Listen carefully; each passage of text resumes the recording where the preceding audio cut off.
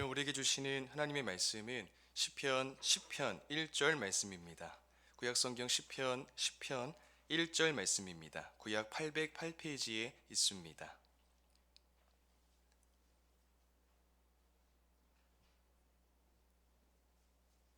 하나님의 말씀을 저 여러분이 한 목소리로 함께 읽겠습니다. 시작. 여호와여 어찌하여 멀리 서시며 어찌하여 환난 때에 숨으시나이까. 아멘. 철학 수업에서 전해 내려오는 유명한 이야기가 하나 있습니다. 한 대학교 철학과 기말 시험 날 교수님은 뜻밖의 행동을 했습니다. 교실 한가운데에 있는 책상 위에 의자 하나만 덩그러니 올려놓은 뒤 칠판에 문제 하나를 써놓고는 아무런 말도 없이 교실에 나가버린 것입니다. 칠판에 적힌 문제는 다음과 같았습니다. 이번 학기 배운 내용을 총동원하여 이 의자가 존재하지 않음을 증명하시오. 만약 여러분이 이 문제에 대한 답을 적어야 하는 철학과 학생들이었다면 여러분은 과연 어떤 답변을 작성하시겠습니까? 저에게도 이 상황을 대입해 보았는데 순간 머리가 새하얘지고 등에선 식은땀이 줄줄 흘러내리듯이 모든 사고가 멈추고 긴장감만이 감돌면서 앞이 캄캄해졌습니다. 아마도 당시 학생들 또한 굉장히 당황했을 것입니다. 다행히 곧 정신을 차리고 학생들은 그동안 열심히 배운 수많은 철학 이론을 떠올리기 시작했습니다. 어떤 학생은 칸트의 인식론을 인용하고 어떤 학생은 플라톤의 이데아를 설명하면서 우리가 보는 것은 참된 실제가 아니다, 감각은 믿을 수 없다라는 식의 논증을 길게 써 내려갔습니다. 대부분은 이런 식으로 교수님의 질문에 대한 답을 서술해 갔습니다. 그런데 그중 한 학생만이 전혀 다른 모습을 보였습니다. 그 학생은 답안지에 단 2단어만을 적고 시험 시작 1분 만에 제출하고 교실을 나갔습니다. 문제가 너무 어려워서 포기한 걸까요?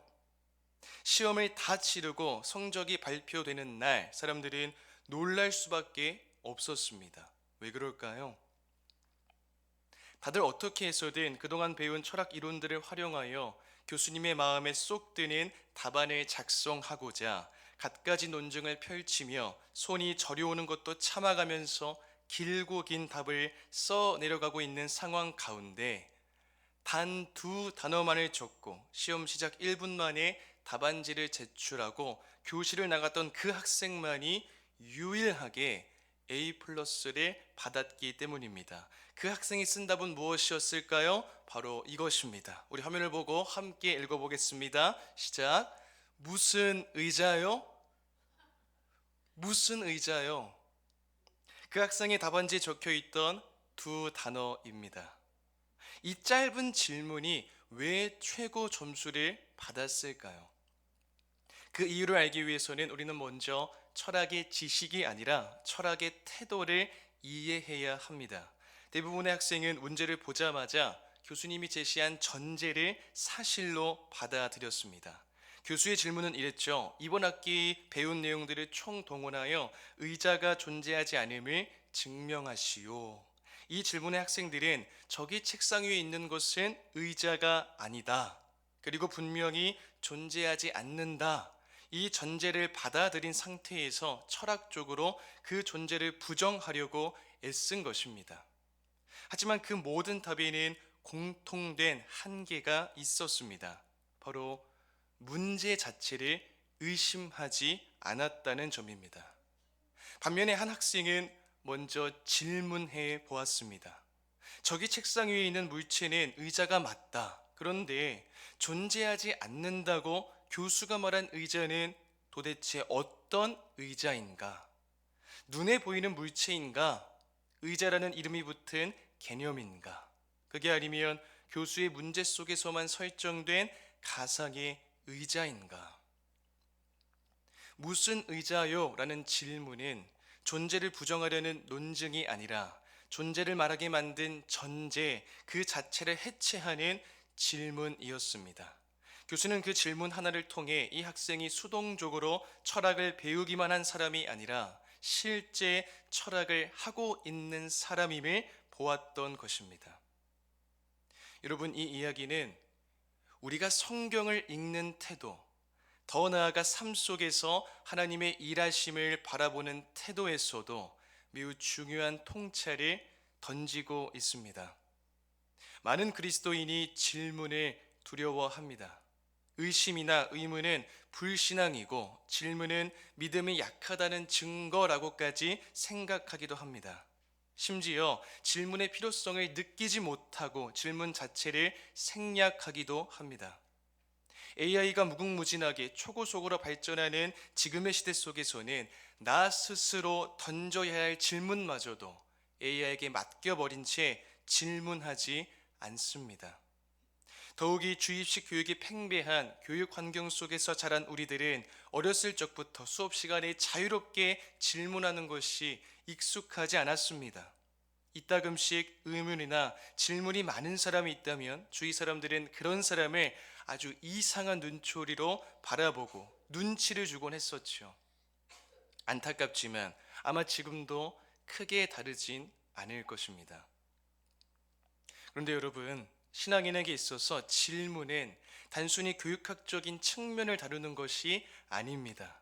신앙인에게 질문은 믿음이 부족해서가 아니라 불신앙에서 비롯된 것도 아니라 너무도 확고하고 굳건한 신앙을 가지고 있다는 믿음의 증거입니다. 이 사실을 하나님의 말씀인 성경이 입증하고 있습니다. 오늘 본문 말씀 다시 한번 함께 읽겠습니다. 시작. 여호와여, 어찌하여 멀리 서시며 어찌하여 환난 때에 숨으시나이까? 지금 시편 기자가 하나님께 묻고 있습니다. 여호와 하나님, 어찌하여 멀리 서 계십니까? 하나님, 어째서 이 환난 때에 숨어 계십니까?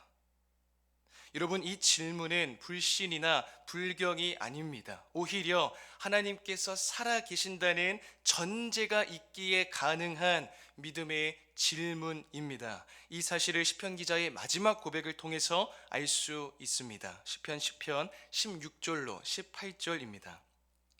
여호와께서는 영원무궁하도록 왕이시니 이방 나라들이 주의 땅에서 멸망하였나이다. 여호와여, 주는 겸손한 자의 소원을 들으셨사오니 그들의 마음을 준비하시며 귀를 기울여 들으시고 고아와 압제당하는 자를 위하여 심판하사 세상의 족한 자가 다시는 위협하지 못하게 하시리이다. 시편 기자는 하나님의 응답을 확신하며 자신의 고통 속에서도 하나님이 반드시 들으실 것이라는 신뢰 안에서 믿음의 질문을 던지고 있는 것입니다. 우리가 잘 아는 욥도 끝없는 고난 가운데서 하나님께 수없이 묻습니다. 하나님은 욥의 탄식을 배척하지 않으시며 욥의 시야를 교정하시는 반면 질문 없이 정답만 말하던 친구들을 향해선 책망하십니다. 욥기 42장 7절입니다. 여호와께서 욥에게 이 말씀을 하신 후에 여호와께서 대만 사람 엘리바스에게 이르시되 내가 너와 내 두 친구에게 노하나니 이는 너희가 나를 가리켜 말인 것이 내 종 욥의 말같이 옳지 못함이니라.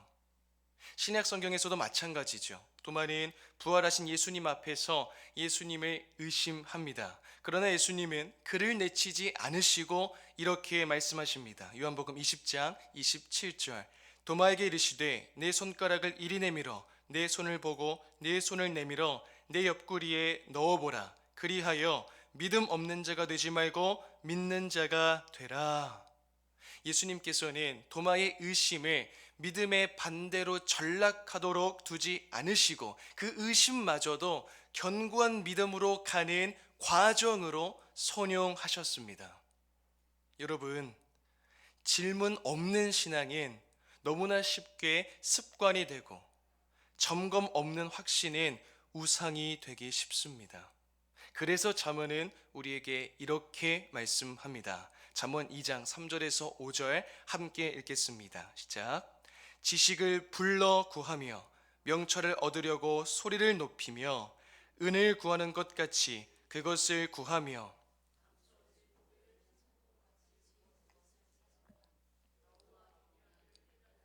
하나님을 알게 되리니, 여기서 부른다, 소리를 높인다 라는 표현은 묻고 구하는 적극적 태도를 의미합니다. 여러분, 우리가 하나님의 말씀인 성경을 읽을 때 질문하는 것은 말씀을 흔드는 도구가 아닙니다. 오히려 말씀을 더 깊이 열어주는 열쇠입니다. 왜 이런 표현을 썼을까? 왜 이 사건은 말이 되지 않아 보일까? 이런 일을 행하시는 하나님의 의도는 뭘까? 이런 질문들은 결코 말씀을 무너뜨리지 않습니다. 대신 우리의 얕은 지식을 무너뜨리고 확고한 이해와 굳건한 믿음을 가져다 줍니다. 그리고 이 말씀의 질문들은 자연스럽게 삶의 질문으로 확장됩니다. 왜 이런 일을 굳이 겪어야 할까? 왜 나에게 이런 시련이 찾아왔을까? 이런 환경을 허락하시는 하나님의 깊으신 뜻은 무엇일까? 이 질문들은 하나님을 불신해서가 아니라 가장 선한 길로 언제나 우리를 인도하시는 선하신 하나님을 신뢰하기에, 또한 이미 말씀 안에서 믿음의 질문들을 통하여 그 하나님을 만나고 경험했기에 던질 수 있는 삶의 질문이고, 우리는 이 질문들을 통하여 하나님을 더 깊이 만나고 체험할 수 있는 것입니다. 그런데 여러분, 질문의 중요성에 대해선 잘 알겠는데, 그렇다면 어떻게 질문해야 할까요? 막무가내로 아무거나 막 질문하면 다 되는 걸까요? 우리는 어떻게 해야 제대로 질문할 수 있는 것일까요? 여러분, 한번 다음과 같은 상황을 상상해 보시길 바랍니다. 아버지와 아들이 운동을 하러 밖으로 나갔습니다. 둘이 대화하면서 걷고 있는데 사람들이 자꾸 아버지의 다리 아래쪽을 내려다보면서 이상하다는 표정을 지으며 가는 것입니다. 왜 그런가 하고 자기 발밑을 쳐다봤더니 짝이 맞지 않는 신발을 신고 온 것이었어요. 아버지는 얼굴을 붉히며 아들에게 집에 가서 신발 한 짝을 가져오라고 했습니다. 몇 분 후 아들이 오는데 빈손이었어요. 그래서 왜 빈손으로 오느냐고 물었더니 아이가 이렇게 답합니다. 아빠, 집에 있는 것도 짝이 맞지 않았어요. 무엇을 말하는 것일까요? 생각의 게으름입니다. 여러분, 앞서 우리는 신앙인에게 있어서 질문하는 것이 얼마나 중요한지 살펴보았습니다. 그리고 어떻게 하면 제대로 질문할 수 있을지 여러분에게 물었습니다. 하나님에 대해서, 말씀에 대해서, 우리 삶에 대해서 믿음의 질문을 제대로 던지기 위해서는 우리는 끊임없이 생각해야 합니다.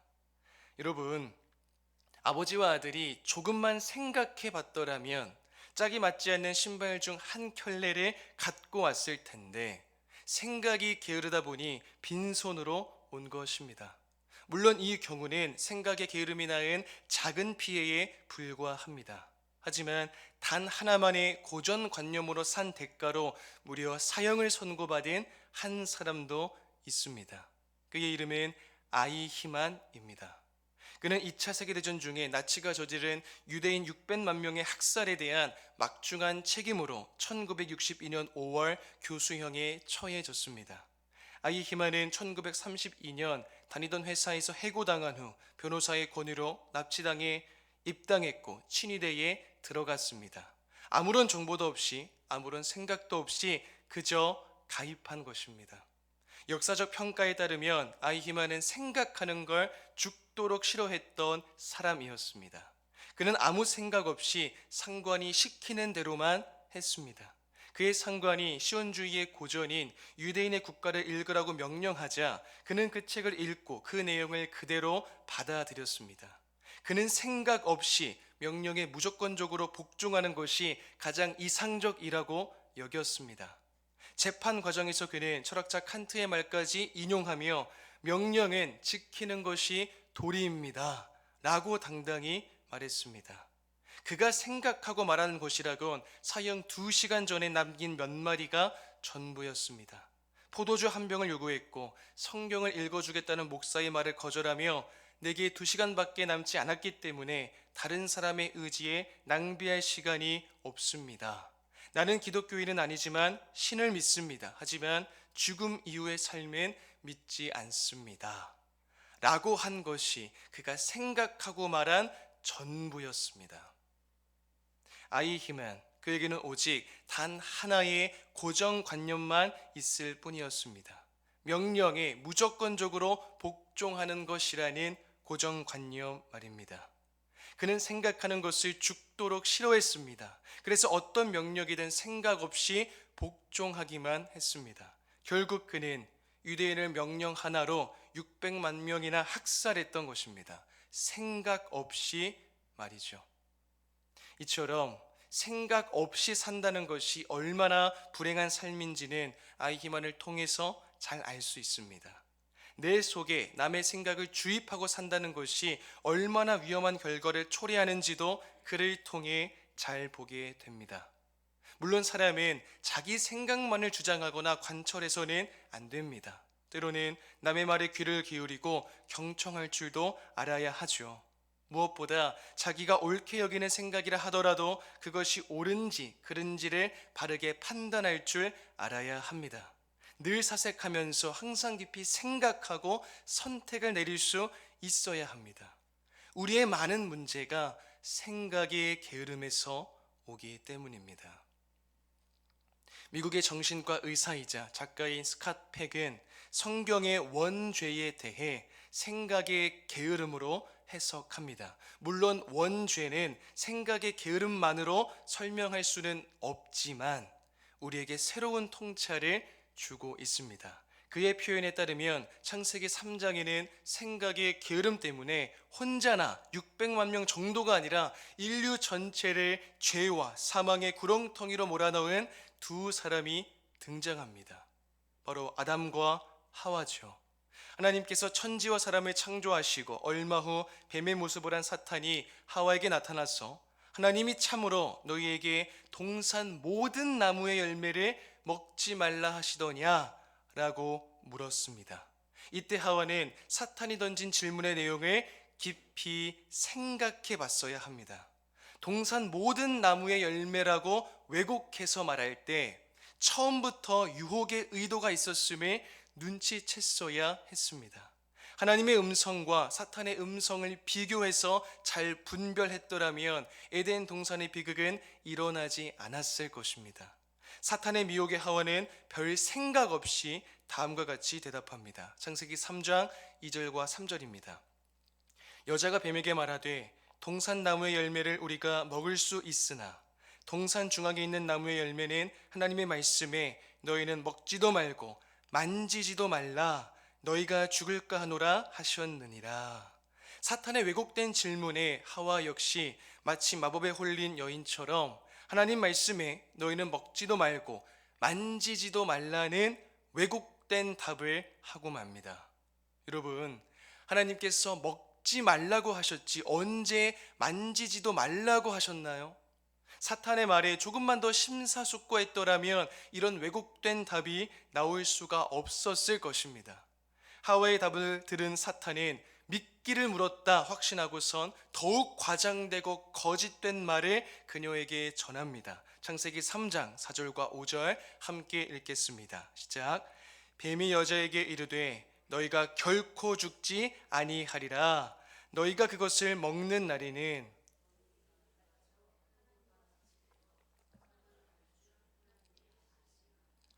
이것은 왜곡 정도가 아니라 하나님의 말씀에 대한 정면 부정이고 도전입니다. 하나님은 분명하게 말씀하셨습니다. 창세기 2장 17절입니다.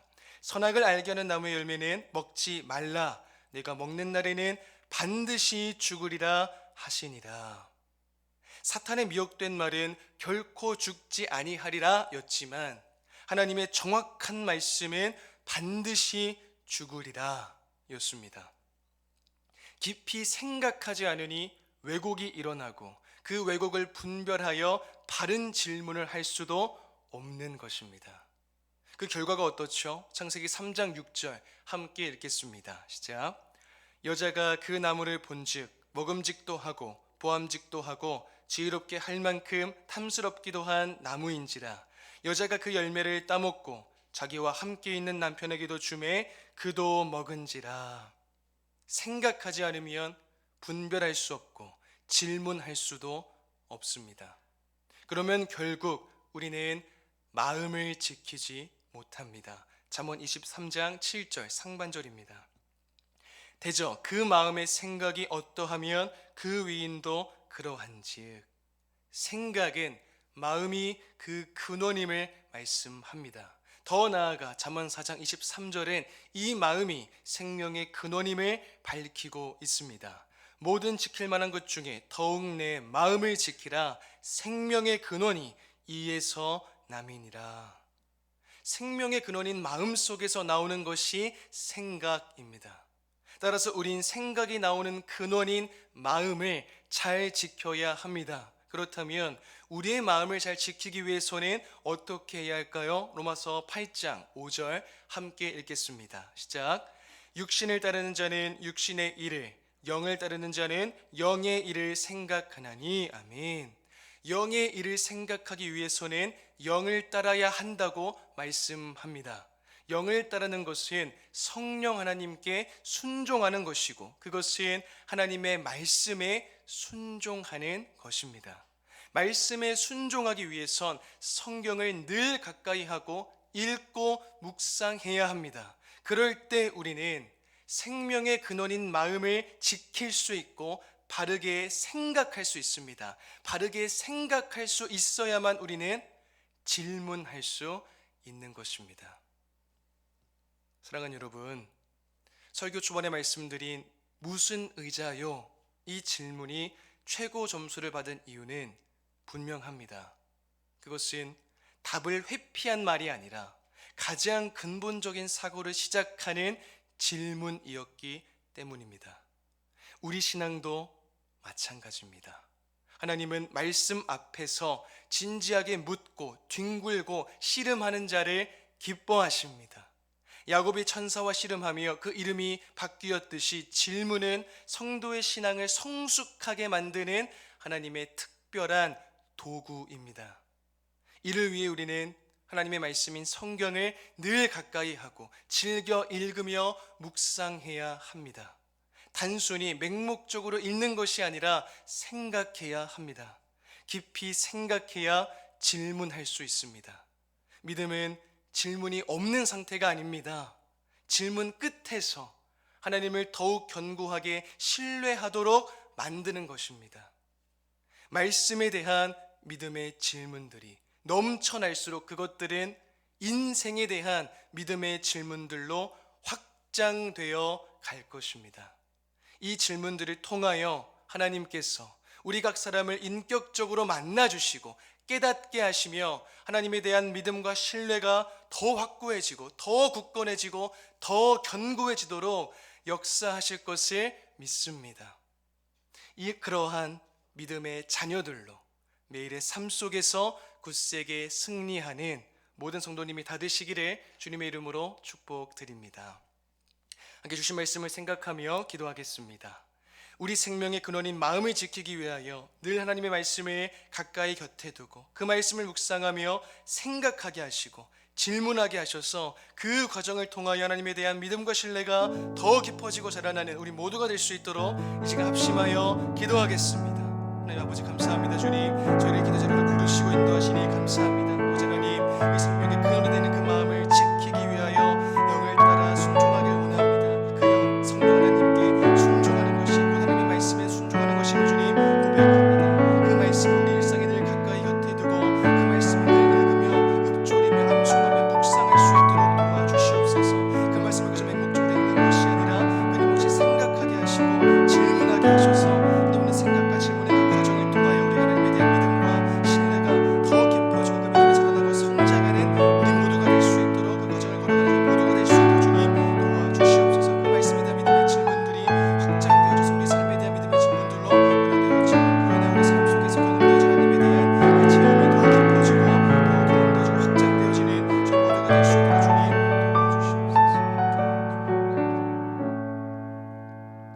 다시 찬송가 300